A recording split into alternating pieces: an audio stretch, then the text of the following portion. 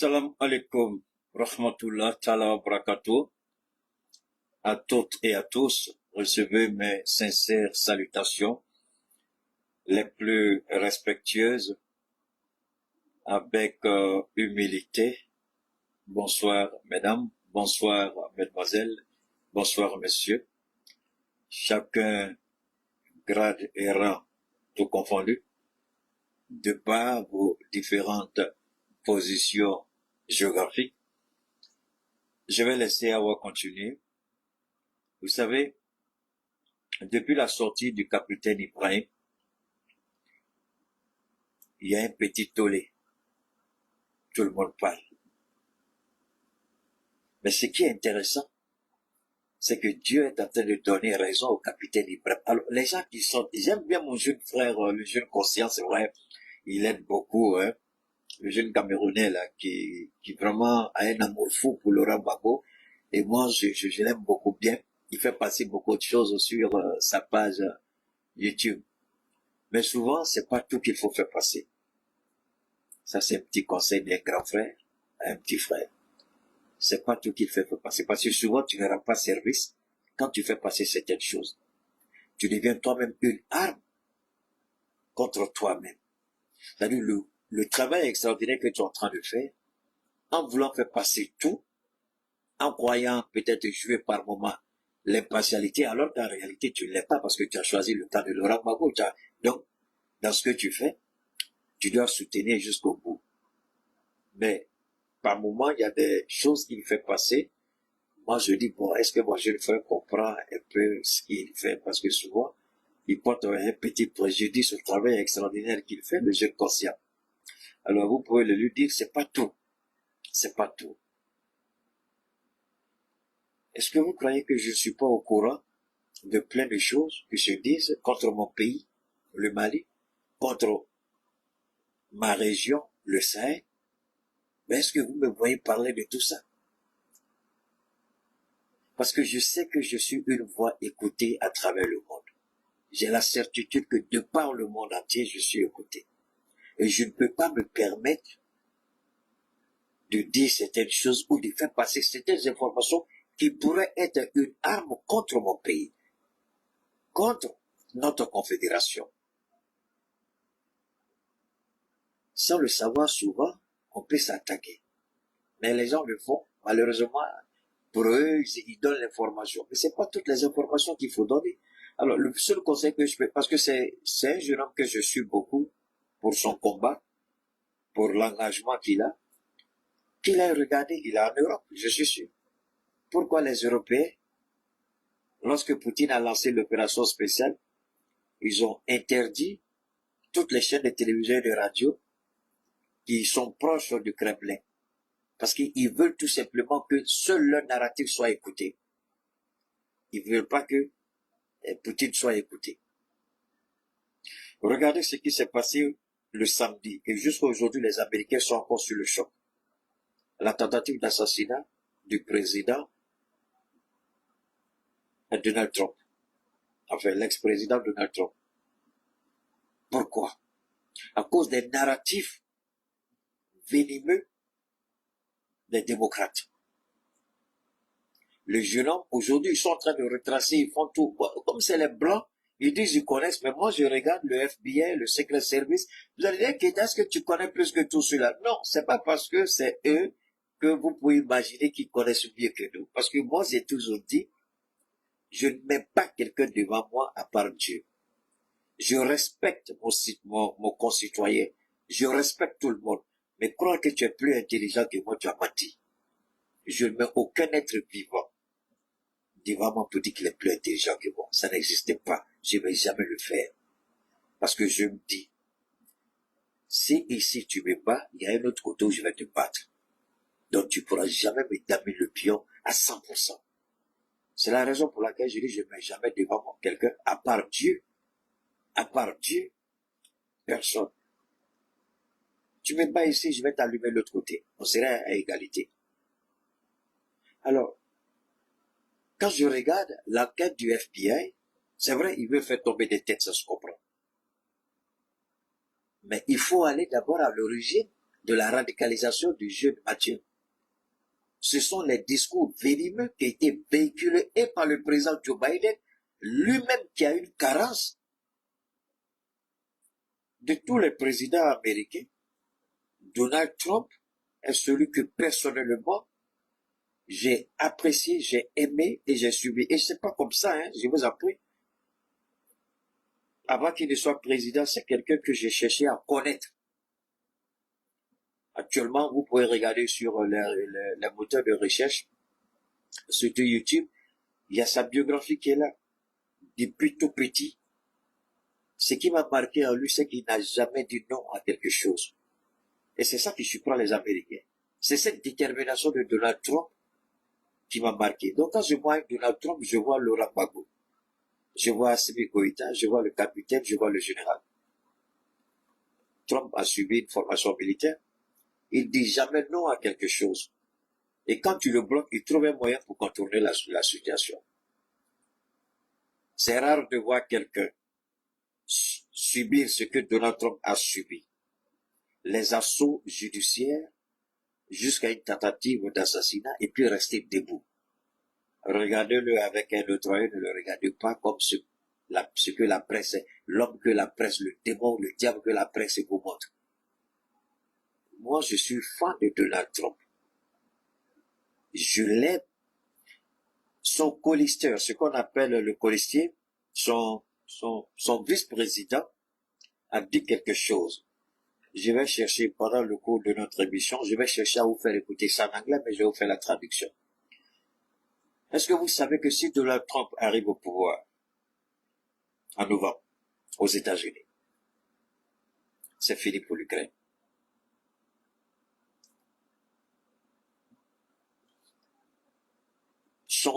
Son vice-président, il a dit quelque chose. Il a dit quelque chose qui a détruit l'Europe. Alors, c'est pourquoi quand je dis toujours que je suis étonné, quand ce monsieur, ce menteur, l'imposteur, le criminel, le voleur, le brigand, président Dramane Ouattara en Côte d'Ivoire, quand il dit qu'il a fait des études jusqu'au PhD, je dis c'est faux. Au nom de Dieu, je ne suis pas sûr qu'il ait fait ces études-là. Il a acheté son diplôme. Parce que les Américains, ils ont une constance. Et si tu fais les études jusqu'au PhD aux États-Unis, alors, moi je n'ai pas fait PhD, mais tout le monde voit en moi une toute petite partie de la façon de faire et peu américaine, c'est-à-dire ceux qui viennent à moi toujours, même ceux qui viennent, on dit que toi-même tu es trop compliqué, tu dis toujours si tu n'as pas la preuve de quelque chose, tu ne parles pas de ça. Ça c'est quelque chose que les Américains ont mis à moi. Mais Alassane Ouattara, il te regarde droit dans les yeux et puis il ment. Quelqu'un qui a vécu aux États-Unis, avant de dire quelque chose, si tu as vraiment vécu le minimum de temps comme moi, à plus forte raison, lui qui dit qu'il y a un PhD là, avant de dire quelque chose, tu veux toujours avoir la preuve. Toujours, c'est indiscutable. Alors, le choisi de vice-président de Donald Trump, il a attaqué sévèrement l'Allemagne et la France. Ça va vous permettre de comprendre pourquoi la milice allemande a été reçue par Alassane Ouattara. Et c'est à partir d'Abidjan qu'elle lance les pics au Sahel. Je vais vous faire écouter. Ah, vous ne croyez pas? Attendez. D'accord. Attends, toujours tu dis que Ouattara est la patronne des femmes enceintes. D'accord. Regardez ici. C'est Ouattara qui marche avec la femme là. Hein. Regardez son ventre. Et regardez-le. Ça, c'est Ouattara qui marche avec la petite fille là. Hein. Après, je mets la vidéo, vous allez écouter ce qu'elle a dit du Niger et du Sahel. Je plante le décor pour que vous compreniez bien ce qui est en jeu. En Côte d'Ivoire, elle dit, ce n'est plus possible de collaborer avec les pays du Sahel. Mais attendez, je vous en prie. C'est pourquoi je dis toujours aux gens, quand vous venez suivre le direct de Keïta, il y a un petit, je crois qu'il doit être un petit Ivoirien, qui a fait un petit commentaire déplacé aujourd'hui. Je dormais, je me suis réveillé, et puis sur Meta Business, Je vois son commentaire entre le sommeil et puis la réponse. Je dis non, non, non, il faut que je réponde à ce petit raté-là. Je lui envoie une petite réponse, juste pour lui dire qu'il retourne à l'école pour aller apprendre encore. Vous savez, Keïta n'a jamais demandé à quelqu'un de croire à ce qu'il dit. Keïta dit, je dis quelque chose, donnez-vous la latitude, la responsabilité, allez fouiller, faites-vous votre propre idée, cherchez à comprendre. Si ce que j'ai dit est faux, laissez tomber. Si c'est vrai, et puis vous dites que c'est faux, vous n'allez pas mourir tant que Dieu ne va pas vous montrer la preuve. Ça, c'est une certitude. Alors, quand Ibrahim a parlé, c'est en cela que je donnais des petits conseils à mon jeune frère, le jeune conscient. C'est pas tout qu'il faut faire passer. Il faut qu'il commence à se ressaisir. Parce que le combat devient important et ce n'est pas toutes les qu'il faut faire passer. Malheureusement, c'est ce qu'il fait. On ne fait pas passer tout. Tu ternis l'image du travail extraordinaire que tu fais, jeune conscient. Il ne faut pas faire tout passer. C'est pas tout, mon petit frère. C'est un conseil de grand frère à petit frère. Expert en communication, je le suis, je lève la main. J'ai toujours lancé des filles, j'ai dit, je vois quelqu'un qui a mis taper le pied. Viens me faire tomber en communication, je vois comment tu as fait. Il faut venir. Je suis là, j'attends, je suis pas pour du coup. Et puis je t'attends au tournant. Alors, la ministre allemande, je vais vous faire écouter ce que le vice-président que Donald Trump a choisi pour aller en campagne, il dit que au lieu que la France et l'Allemagne s'attaquent à la Russie, quel est leur plan de développement? Il dit à l'Allemagne, pourquoi vous insultez Vladimir Poutine, vous attaquez Vladimir Poutine? Pendant ce temps, vous êtes en train de détruire votre pays. Vous êtes en train de détruire votre économie. Et vous espérez que nous, États-Unis, on prenne en compte le budget de l'OTAN. Vous croyez que ça va durer pendant combien de temps? Dès qu'on arrive au pouvoir en novembre, l'État qui n'est pas en règle dans l'OTAN, si Poutine t'attaque, on ne fera rien. Tu vas te défendre seul. Parce que les États-Unis sont fatigués. Nous, on injecte notre argent dans l'armement pour soutenir l'OTAN. Qu'est-ce que vous faites? Vous ne faites absolument rien. Il a savonné Macron, il a savonné l'Allemagne. Vous comprenez pourquoi cette femme-là, elle a fui pour venir voir Alassane Ouattara? C'est malheureux ce qu'elle dit. Parce que pendant qu'elle vient dire, on ne comprend pas pourquoi, dans le Sahel, vous voulez travailler avec la Russie.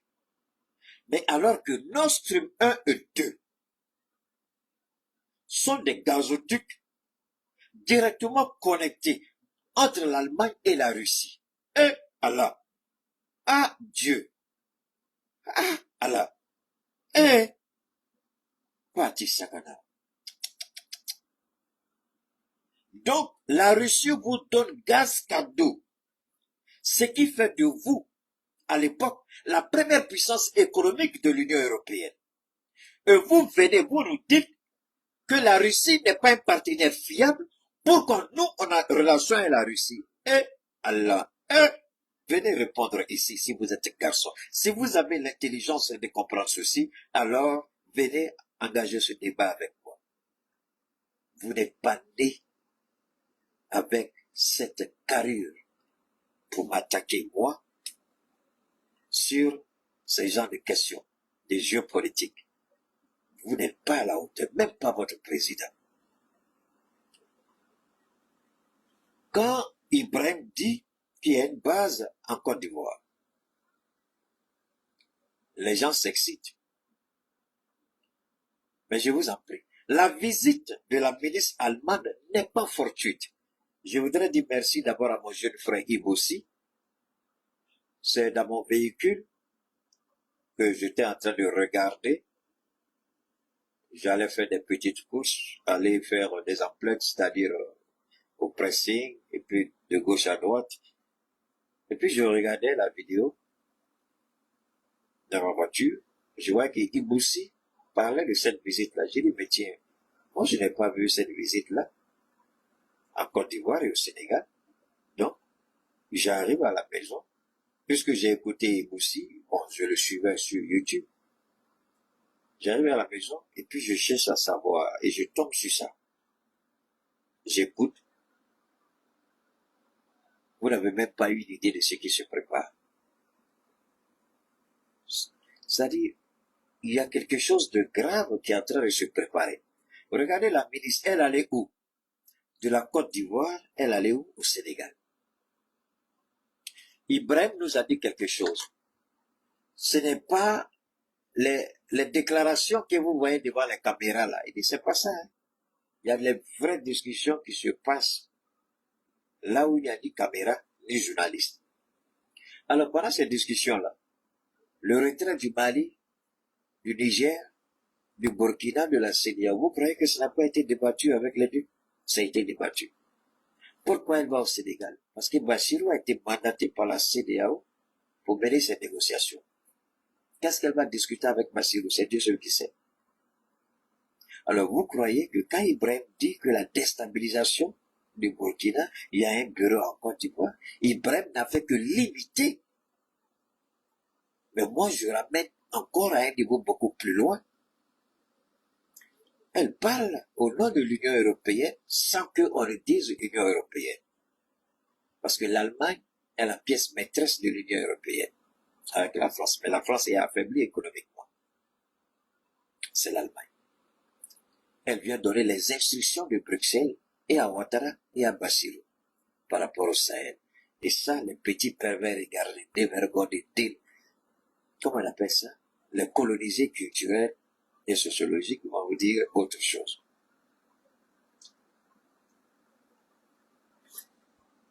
Comment vous pouvez comprendre un pays qui a d'excellentes relations commerciales avec la Russie? Ce même pays vient nous dire, cette même organisation, l'Union européenne vient nous dire, la Russie n'est pas un partenaire fiable. Alors que c'est la Russie qui a fait la fierté, la grandeur. C'est grâce à la Russie que l'Union européenne, aujourd'hui, a été hissée à un rang économique important. Parce que la Russie leur vendait son gaz à un prix relativement nul, zéro.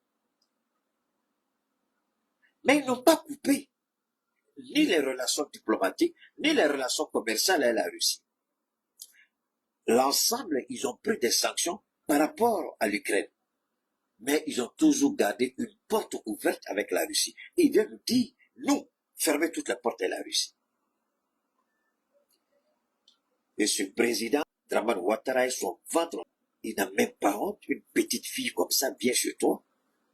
Même si c'est l'Allemagne que tu es incapable de lui dire, mais attention, vous dites à nos frères africains dans le Sahel que l'Allemagne et que la Russie n'est pas fiable. Mais pourtant, vous avez d'excellentes relations avec la Russie. Nord Stream 1 et 2. Comme un président, j'ai envie de dire un cancre, j'ai envie de dire une marionnette, j'ai envie de dire un sous-préfet, j'ai envie de dire un manipulé, j'ai envie de dire un corrompu, j'ai envie de dire, est-ce qu'il a une conscience de ce qu'il fait? Comment l'Allemagne peut nous dire, elle n'est pas d'accord avec nous parce que nous avons des relations avec la Russie, alors que c'est la Russie qui a fait de l'Allemagne la première puissance économique en Europe. Je n'ai pas besoin que quelqu'un croie à Keïta Sékouma, sortez du direct, allez-y taper. Première puissance économique de l'Union européenne, l'Allemagne. Et puis chercher à connaître les ramifications de l'Allemagne et de la Russie. J'ai pas besoin que quelqu'un me croie. Allez-y fouiller. Par vous-même, découvrez. Écoutez par vous-même. Vous serez mieux édifié que par les propos de Keïta. Je dis toujours, moi j'ai rien à cacher. Moi je mets devant. Chacun doit faire ses recherches. Moi j'ouvre toujours la boîte du Pandore pour que chacun se fasse une idée. Comme un président de près de 83 ans aujourd'hui, 82 ans révolu, reçoit une supposément appelé ministre des Relations internationales de l'Allemagne. qui vient en paternaliste, nous dire avec qui on doit manger, avec qui on doit marcher, avec qui on doit parler. Et ce président des Ivoiriens, il n'est pas gêné. Il n'est même pas gêné. Moralement, il n'est pas gêné. Ça, c'est une bassesse morale. Je ne parle pas de politique d'abord. Je dis moralement. Est-ce qu'un homme moralement peut accepter ces genres de propos? Keïta parle beaucoup, il faut écouter. La ministre allemande Annalena Baerbock s'est exprimée lors d'un point de presse commun avec le président ivoirien Alassane Ouattara. En ce qui concerne le rôle de la Russie au Mali et maintenant au Niger, nous avons constaté que nous n'étions pas en mesure de poursuivre le rôle de... Nous n'étions pas le rôle de la Russie. Mais quel a été le rôle de la Russie dans l'émergence économique de l'Allemagne? Alassane Ouattara, qu'est-ce qu'il a fait? Il accepte de participer à une telle conférence de presse. Ça, c'est la bassesse et la déchéance morale. Ivoiriens, vous avez de sérieux problèmes avec ce président. Vous avez de sérieux problèmes avec lui. L'information que je vous donne, c'est vrai que son arrivée en Côte d'Ivoire et au Sénégal, c'est Iboussi qui m'a donné l'information. Mais l'analyse qu'il a faite de la situation n'a rien à voir avec ce que je suis en train de vous dire. Vous pouvez après aller écouter Iboussi si c'est la même chose. Ça n'a rien à voir avec ce que je suis en train de vous dire. Ça, c'est un autre niveau. Lui n'est même pas arrivé à ce niveau. Je ne dis pas qu'il n'est pas bon, il est bon comme journaliste, mais cette vision, cette fenêtre que je viens d'ouvrir, lui, c'est pas comme ça qu'il a compris. Lui, il a compris autrement. Moi, je suis en train d'aller au fond du problème. Ce qui me fait mal dans cette affaire, c'est l'irresponsabilité morale d'Alassane Ouattara de tenir une conférence de presse conjointe avec une ministre qui refuse de reconnaître l'évidence. Qui a fait de l'Allemagne ce que l'Allemagne est aujourd'hui? C'est la Russie. Donc, vous voulez ce qui est bon pour vous. Vous ne voulez pas ce qui est bon pour nous. C'est vous qui êtes bon pour nous. Nous, on ne peut pas choisir nous-mêmes ce qui est bon pour nous. Il faut que vous nous dites ce qui est bon pour nous, mais nous, on ne doit pas choisir par nous-mêmes ce qui est bon pour nous. Alassane Ouattara, maudit à 1000 fois. Tu es indigne d'être africain, indigne d'être à la tête de la Côte d'Ivoire. Oufouille dans sa tombe est en train de regretter pourquoi il t'a appelé à venir au secours de ce pays-là. Tu es la honte de l'Afrique, Alassane Ouattara. Tu es la honte de ce beau pays-là, la Côte d'Ivoire. Tu ne mérites même pas de passer 1 heure encore à la tête de la Côte d'Ivoire comme président. Alors vous croyez que après ça, que Ibrahim n'a pas dit la vérité concernant les bases de déstabilisation? Djibril Bassolé, il est où là? Djibril Bassolé n'est-il pas en Côte d'Ivoire? Vous croyez que c'est un faux jeu? On a attrapé des fossoyeurs, de faux billets au Burkina. Vous savez, quand Assimi Goïta a parlé de cette affaire de faux billets, vous vous rappelez, je vous ai dit, vous vous trompez. Assimi Goïta parle du Mali, mais je vous dis qu'il y a des faux billets dans tous les 3 pays de l'AES. Si j'ai menti que quelqu'un sorte ici pour dire Keïta, tu n'as pas dit ça. Mais après mon intervention, qu'est-ce qui s'est-il passé? Est-ce qu'on n'a pas arrêté des gens au Burkina? Actuellement, là, les vidéos sont partout sur les réseaux. 7 milliards de francs CFA de faux billets. Ils avaient même une machine pour fabriquer les faux billets sur place. Avec qui sont-ils en contact? Vous croyez qu'ils ne sont pas liés à quelque chose? C'est pas lié. Ben non, arrêtez de vous blaguer. Est-ce qu'il a l'argent pour acheter celui qu'on a arrêté là, est-ce qu'il a l'argent pour acheter cette machine? Les feuilles pour reproduire la monnaie. Vous croyez qu'il a l'argent pour reproduire ces papiers-là? Il a l'argent pour acheter ces papiers? Non. Il n'a pas l'argent. Le blanc connaît le nègre trop bien. C'est comme ça, il a toujours manipulé. Le blanc vient, il utilise un nègre contre un autre nègre. Ces gens qui ont été arrêtés et appréhendés. J'ai vu le commentaire de l'officier en charge, ils ont dit le cerveau, la tête, il s'est trompé. J'ai dit au capitaine Ibrahim que son officier, ceux qui ont fait les arrestations, ils se sont trompés. Ceux qu'ils ont arrêtés, celui qu'ils ont arrêté, ce n'est pas la tête. Ce n'est que la face visible du iceberg. La tête n'est même pas en Afrique. Dites au Burkina, à la cellule qui a arrêté et interpellé ces gens-là, que Keïta les met au défi. Ceux qu'ils croient qu'ils sont les têtes, ce n'est pas eux. Les vraies têtes sont à l'extérieur de l'Afrique. Comment ces machines-là sont entrées au Burkina? Dieu seul sait. Hein? Attendez. Est-ce qu'au Burkina on fabrique machines comme ça? Non. Alors, c'est rentré comme au Burkina. La déstabilisation du Burkina. Vous croyez que la manière dont ces hommes-là, les papiers pour fabriquer les faux billets, ça quitte où? Donc, je vous pose la question, ça quitte où?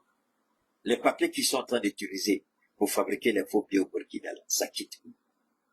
Parce qu'ils ont compris. Quand ils ont essayé de faire entrer ces milliards de francs CFA au Mali à 3 reprises, la douane malienne, le renseignement malien ont mis en échec cette tentative. Donc, ils ont changé de stratégie. On ne pourra pas faire entrer ces faux billets-là parce qu'au Mali, à 3 reprises, on a échoué. Donc, il faut trouver une stratégie. Il faut faire entrer les papiers et la machine de production des faux billets. Cette fois-ci, on va aller au Burkina. Du Burkina, on va inonder l'AES.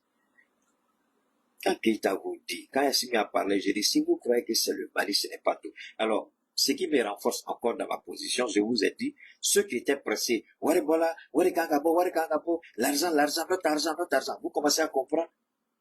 Est-ce que vous commencez à comprendre? D'abord, en injectant ces faux billets, ces milliards de faux billets de francs CFA, on va tout de suite plomber notre économie. Et notre sortie du franc CFA sera problématique. Le blanc n'a pas encore fini avec nous, je vous en prie. Alors, quand nous on parle, certes, on n'est pas mandaté officiellement. Mais quand nous on parle, il n'y a pas un officiel sur la terre des hommes dans le Sahel qui peut remettre en cause ce que Keïta dit. Il n'y a pas un officiel qui peut remettre en cause. Ce qui fait que par la grâce de Dieu, je suis l'objet d'une attention particulière des 3 autorités dans le Sahel. J'en suis conscient, c'est pourquoi autant pour moi, je ne me permets pas de dire du n'importe quoi. Je ne me permets pas de faire passer n'importe quelle information parce que je sais qu'au plus haut, au sommet des 3 États, je suis écouté attentivement. Donc, je n'ai pas droit à de la manipulation. Je peux être dur sur les propos quand il s'agit des criminels comme Ouattara, mais dans la divulgation de l'information, je suis à 90% connecté à la vérité. Je suis un être humain, je ne peux jamais dire 100%. Ça, c'est Dieu. C'est pourquoi je dis 90%. Sinon, je peux dire 100%. Il faut parler avec modestie. Les informations que nous donnons, personne au monde ne peut venir dire aussi, Keïta, je suis ta source d'information. Personne. Je n'ai aucune source d'information. Mais mes informations sont vérifiables à tous les niveaux. Vous pouvez ne pas croire aujourd'hui, mais demain vous allez voir la réalité. Quand je vous disais que ne nous précipitons pas par rapport à notre monnaie, laissons nos autorités travailler pour nous donner une monnaie solide et fiable. Dans la précipitation, les faux billets tout de suite vont plomber notre économie. Vous commencez à comprendre un peu. Quand Assimi Goïta a donné le ton à Sikasso, je suis sorti encore, j'ai dit, attendez, c'est pas seulement le Mali, c'est tous les 3 pays, c'est le marché des 3 pays qu'on veut déstabiliser avec les faux billets. Et c'est Burkinabé, là, ceux que les autorités croient avoir arrêté comme la tête du réseau, ils se trompent lourdement. Ce ne sont pas. Ils ne sont pas les vraies têtes. Une partie est en Côte d'Ivoire, l'autre côté se trouve en France. je mets nos services de renseignement au défi des 3 pays.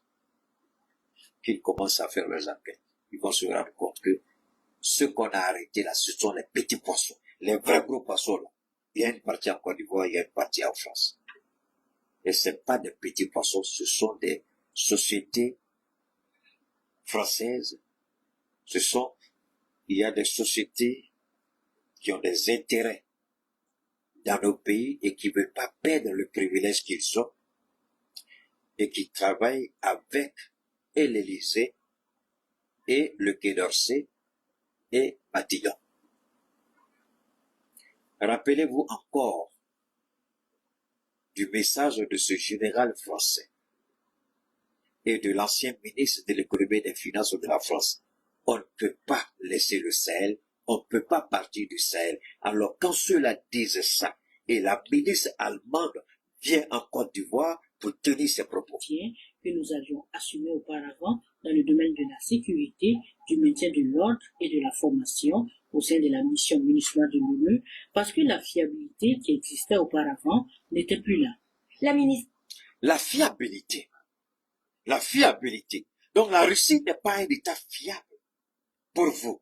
Mais pourtant, c'est la Russie qui a fait de vous ce que vous êtes aujourd'hui. Comprendre que le concept de la démocratie, c'est sur le bout des lèvres, mais c'est faux. Oh là là là là, ils veulent me... Alors, je vous en prie, ils veulent me fatiguer, ils ont commencé à attaquer. Hein?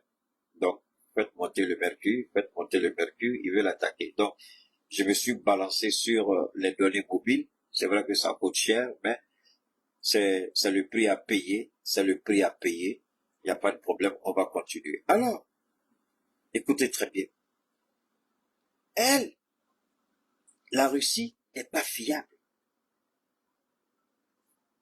La Russie n'est pas fiable. Donnez-moi une seconde, s'il vous plaît. La Russie n'est pas fiable. La Russie n'est pas fiable. Ajouter que l'aide humanitaire allait continuer, précisant que le peuple du Niger n'était pas responsable de la... L'aide humanitaire. Donc vous voyez, on nous voit toujours comme des États pauvres, des États incapables, des parias, ceux qui ont besoin d'aide, parce qu'ils ne peuvent rien faire pour eux-mêmes. Ils vont rester pauvres toute leur vie. Ils ont besoin, ce sont des mendiants. Il faut toujours aide.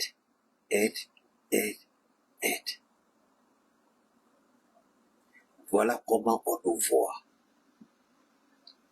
Voilà comment nous sommes perçus. Voilà comment ils nous jugent.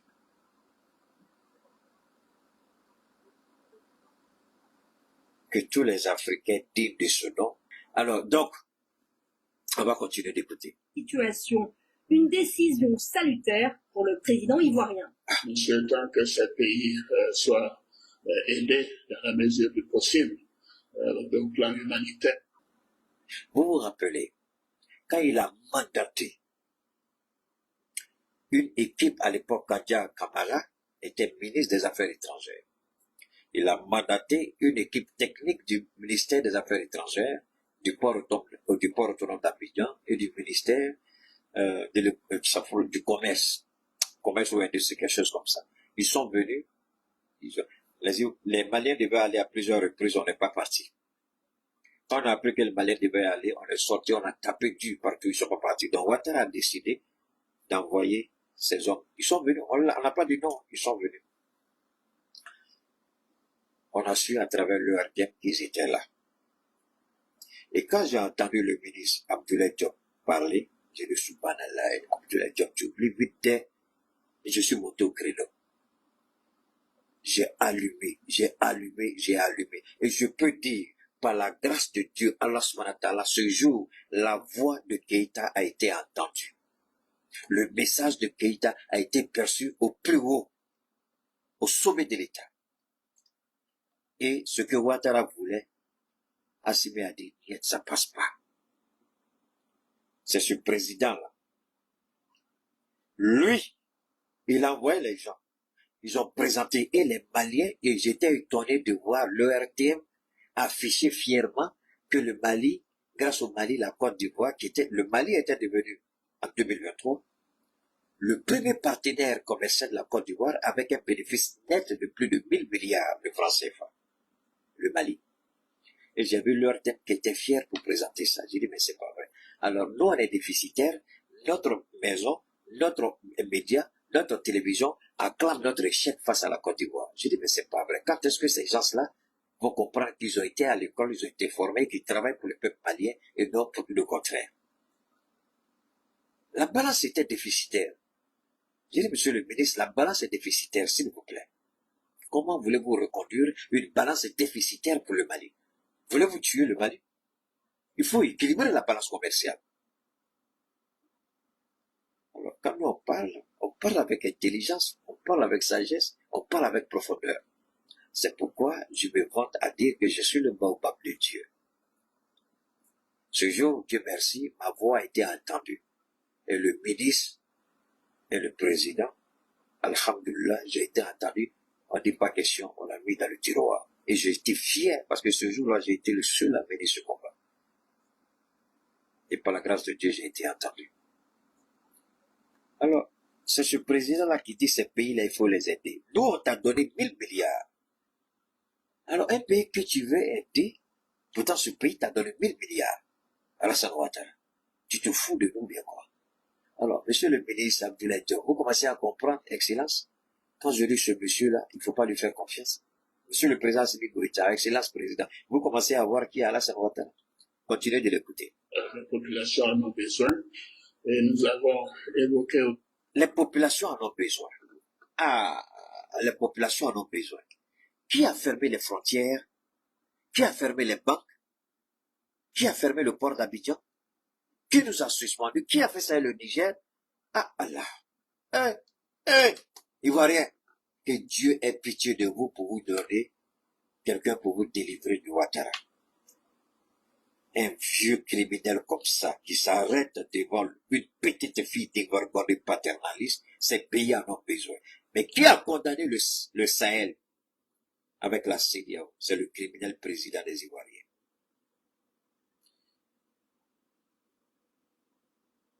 Il a rapatrié des Maliens et des Burkinabés tout récemment. Je crois à peu près 275 Burkinabés, je crois. Après, je vais regarder le chiffre exact. Mais moi, je m'en fous, j'ai toujours dit, si on vous rapatrie quelque part, vous n'êtes pas tombé du ciel. Vous avez une maison. C'est vrai que le retour brusque, ça peut gêner beaucoup. Mais par la grâce de Dieu, avec la détermination, l'engagement et le travail, vous allez vous reconstruire une nouvelle vie. Alors, j'ai pas envie de faire repasser ces bêtises-là. Écoutez ce qu'il dit, hein. Il me donne une idée. Je vais revenir ici. Après le sommet de la CEDEAO, Abuja, quand ils ont pris la décision d'envoyer des militaires pour déloger les soldats, le général Tiani et ses hommes, Alassane Ouattara, qu'est-ce qu'il a dit? La Côte d'Ivoire est prête à faire quoi? La Côte d'Ivoire est prête à donner un contingent.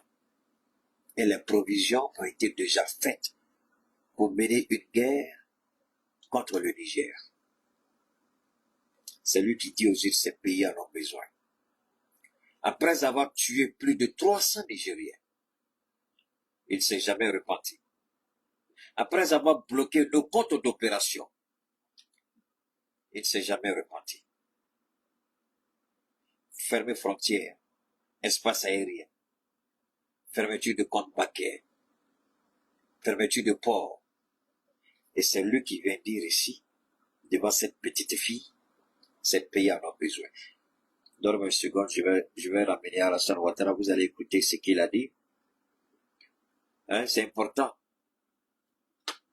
Parce que il faut que ce président-là, souvent, on lui rappelle, voilà, et le contingent. Donne-moi une seconde, hein. Parce qu'il faut que,